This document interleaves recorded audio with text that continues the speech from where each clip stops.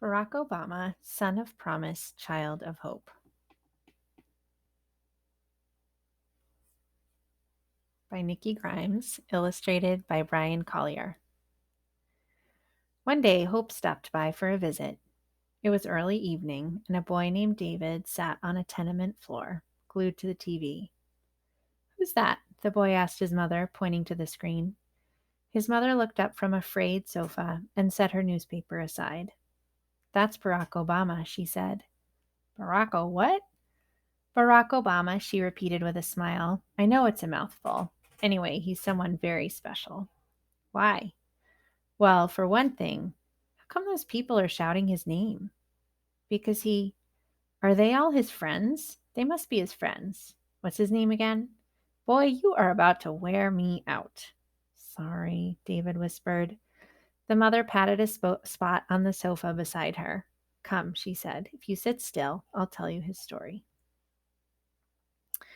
They used to call him Barry. His family stretched from Kansas to Kenya. His mama, white as whipped cream, his daddy, black as ink. His mama's folks, Gramps and Toot, were part of the first family he ever knew. Love was the bridge that held them all together. "I wish Grandma and Grandpa lived close by," said David. "So do I," said his mother. In Hawaii, breathing in the scent of ginger blossoms, Barry grew, swimming, surfing, and spearfishing next to playmates from places like Portugal, China, India, and Japan. And never once did he ask if all those people could get along. They just did. "Like the kids in my class," said David. "You're right," said his mother. Honolulu looked like heaven, but even though the blue of the sea was sharp enough to slice the sun, and the sun warmed the sand between his toes, and the sand sparkled like diamonds, nothing could fill the hole in Barry's heart once his daddy went away.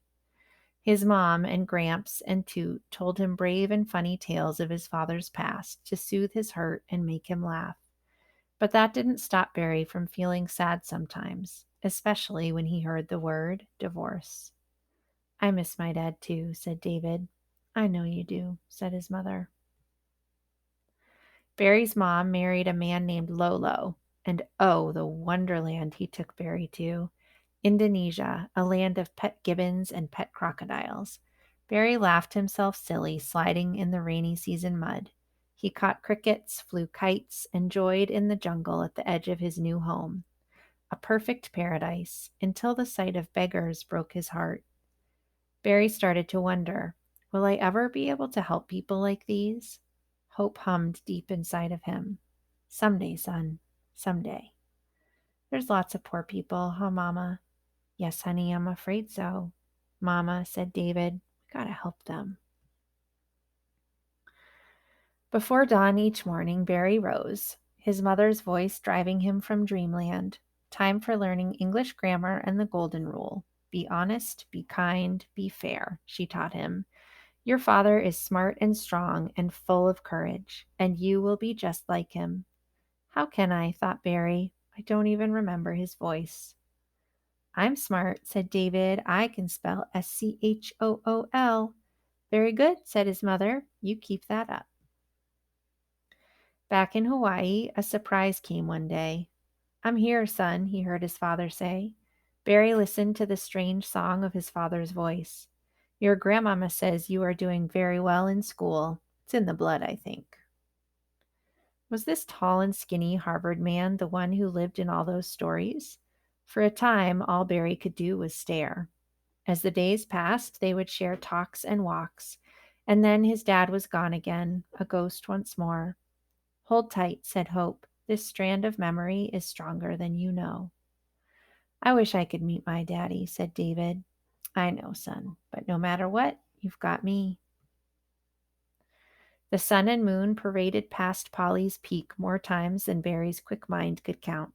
Soon he pounded across the high school gym, slamming the basketball his father had sent him one Christmas. A few letters flew back and forth from mother to father, from father to son. Barry was the bridge that connected them.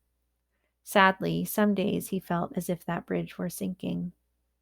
What's a pali? Asked David. Pali is a mountain in Hawaii, said his mother. Oh. Who am I? Asked Barry. I don't look like my mother. I don't look like my father.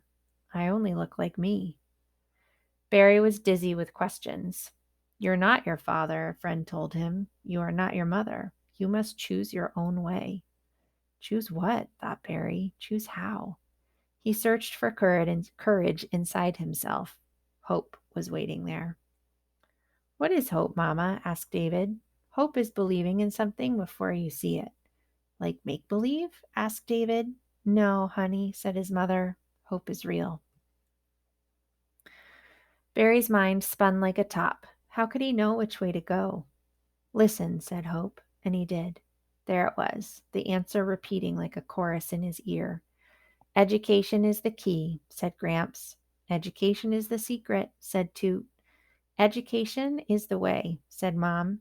Education is the path, said his father. Remember, it's in the blood. What do I have in my blood? Asked David. A kind heart and a good brain, just like Barry. Barry rolled up his sleeves and studied in the shadow of Polly's Peak, in the shadow of the Hollywood sign, in the shadow of Langston's Harlem.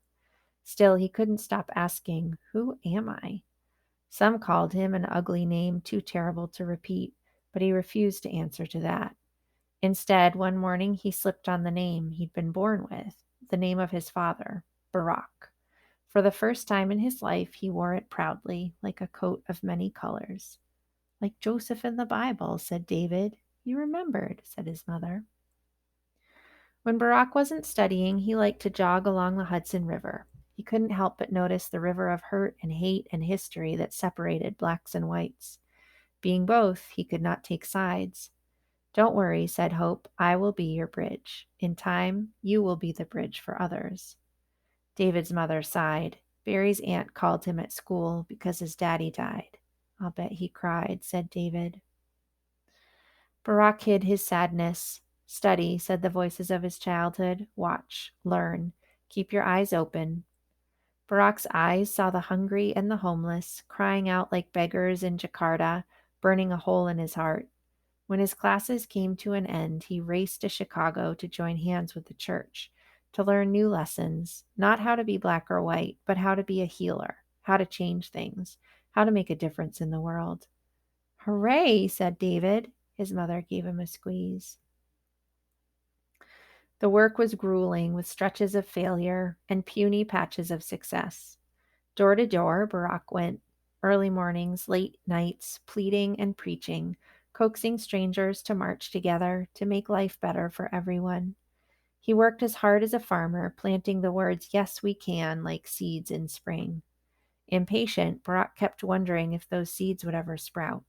He worried that the hope in him would fade away. He didn't give up, did he? Asked Mother. What do you think? Asked his mother. One Sunday, when Barack was sitting in church, Barack heard God say, Slow down. Look around you.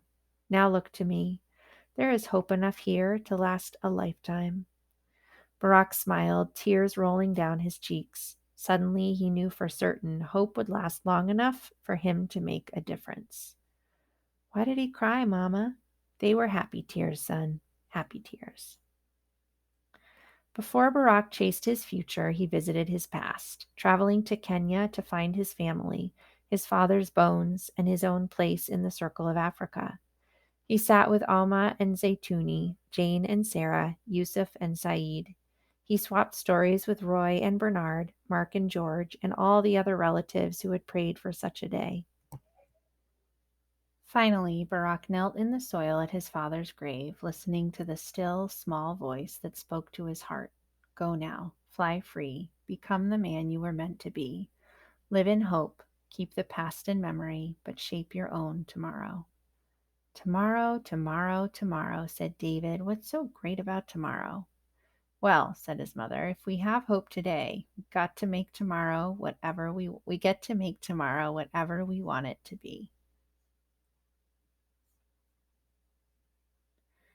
Hope may be slim and beautiful, but she is no weak thing. Barack proved that when he went to Harvard Law School, convinced people to join hands in Illinois, wrote new laws to give the poor a better chance. He proved it again when all of Washington, D.C. wondered what this skinny kid with the funny name could offer a nation in need.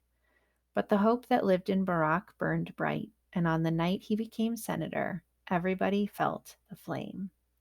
Is that why everybody's shouting his name? No, son, there's more to the story. One star-kissed night 4 years later, as his wife Michelle stood by, Barack smiled on a sea of faces from Wichita to Waikiki. He saw whites and blacks, rich and poor, Christians and Muslims and Jews. He felt the presence of Gramps and Toot. He saw the ghosts of his parents, of Martin Luther King Jr. and JFK. And on that special day, Barack was the bridge that held them all together. "Thank you for electing me president," he said. "Can we make America better? Can we work together as one?" With a single voice, the crowd called out, "Yes, we can." The little boy sat silently for a while. Then he said, "Mama, I've been thinking. When I grow up, I want to be president. Is that okay?" His mother blinked back tears, crushed David to her chest, and held him there for a long, long time.